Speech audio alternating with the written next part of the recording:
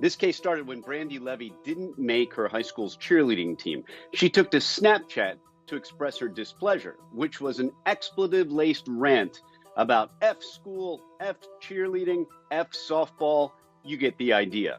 Even though these statements were on Snapchat, which self-deletes after a certain period of time, this information got back to the cheerleading coaches, which gave it to the school, and the school disciplined her. I mean, now looking at it, I don't really have like anything bad to say. Like, I was a 14-year-old kid.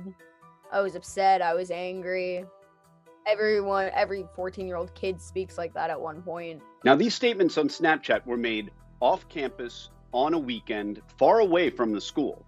And the issue is, if a school can discipline its students for speech that disrupts activities on campus, how far can the school go? Can it discipline students for speech that happens purely off campus? For the answer to this question, we have to go all the way back to 1969, to the seminal case on this issue, Tinker v. Des Moines. That case involved students who wore black armbands to protest the Vietnam War. The court essentially held that schools can discipline speech that has a negative effect on campus. And this ruling has pretty much been the case on school speech since 1969. But back in 1969, it was easy to tell whether speech occurred on campus or off campus, because as a person, you were either on campus physically or off campus physically. That line is not just blurred, it's completely gone in an era of the internet, mobile phones, and social media.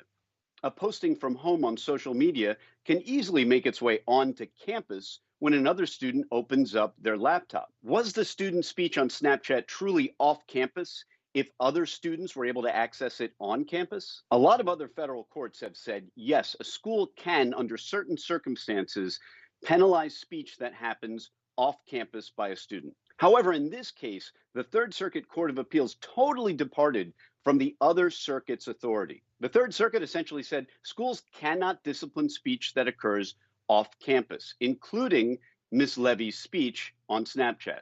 This is exactly the kind of case that makes its way to the Supreme Court, where you have a number of federal courts who go one way on the law and another set of federal courts that go another way.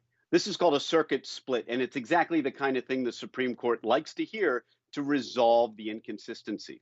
In the Levy case, the Supreme Court will probably have to define what exactly is off-campus speech. There's a good argument that any text message, social media posting, or even email has potential on-campus speech effects, even if the student makes that statement from home on the weekend and nowhere near the school.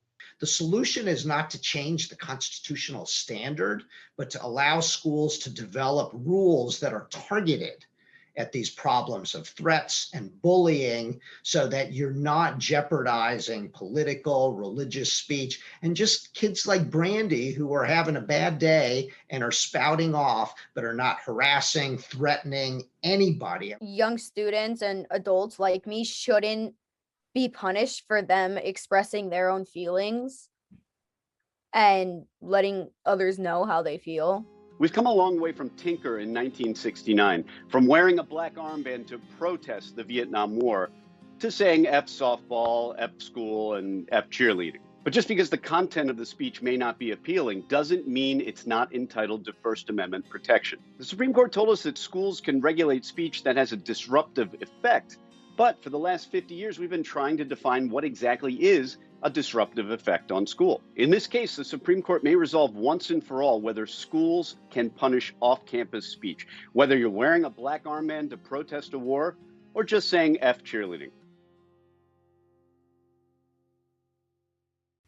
Hey, NBC News viewers, thanks for checking out our YouTube channel. Subscribe by clicking on that button down here, and click on any of the videos over here to watch the latest interviews, show highlights, and digital exclusives.